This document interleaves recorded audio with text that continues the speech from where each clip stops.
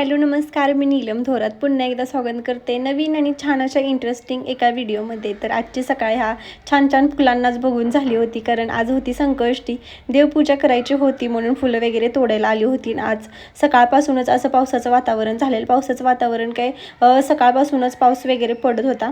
अशी फुलं वगैरे काढून आणली, तर एवढी छोटी छोटी फुलं लागतात ना, नर्सरीतून जेव्हा फुलं हे म्हणजे रोप आणलं होतं ना, तेव्हा मोठी मोठी फुलं लागत होती। जसं उन्हाळा चालू झाला ना, तशी छोटी छोटी फुलं लागायला सुरुवात झाली होती।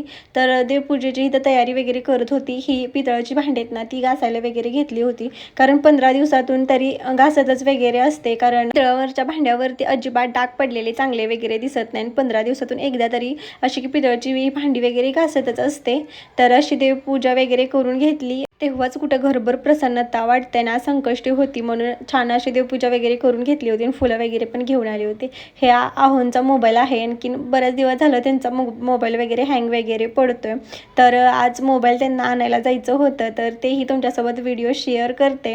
तर छान माझं असं आवरून वगैरे झालं होतं, आणखीन निघालो होतो।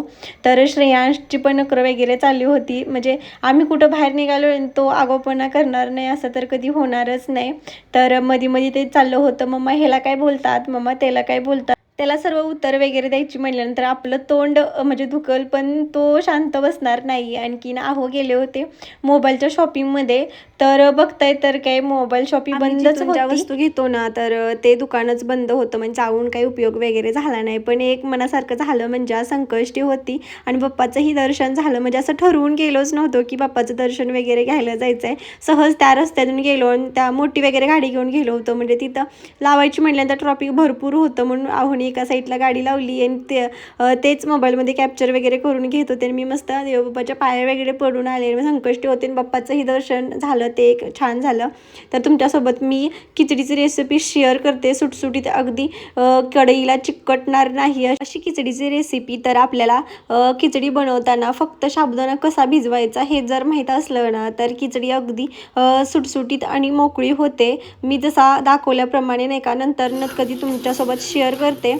तर साबुदाणा कसा भिजवायचा ते अचानक ठरलं, म्हटलं तुमच्यासोबत रेसिपी शेअर करते। आणखीन आज रेसिपी शेअर करत आहे, तर कधीतरी नक्कीच दाखवेन की साबुदाणा कसा वगैरे भिजवायचा। तर इथे मस्त मी 1-1.5 चमचा तेल टाकून घेतलेला आहे। नंतर ना आपल्याला जेवढं मिरच्या वगैरे घ्यायच्या आहेत ना, तेवढ्या मिरच्या मी घेतलेल्या आहेत, कारण श्रेयांशी खाणार होता म्हणून थोड्याच प्रमाणात घेतल्या। नंतर साबुदाणा टाकून त्याच्यावरती थोडंसं मीठ, चवीनुसार मीठ वगैरे मी टाकलेलं आहे। नंतर मग शेंगदाण्याचं कूट टाकलेलं आहे। जर आपण शेंगदाण्याचं कूट जर असं करपूस भाजून घेतलं ना, त्याच्यामध्ये पण खूप छान अशी टेस्ट वगैरे लागते आणि टेस्टमध्ये भरपूर असा फरक वगैरे पडतो। म्हणून शेंगदाणा कधी पण भाजून घेताना करपूस वगैरे भाजून घेतलेले आहेत। आणि छान अशी आपली सुटसुटीत आणि मोकळी खिचडी तयार आहे। तर रेसिपी कशी वाटली नक्की सांगा, तुम्हीही नक्कीच ट्राय करून बघा।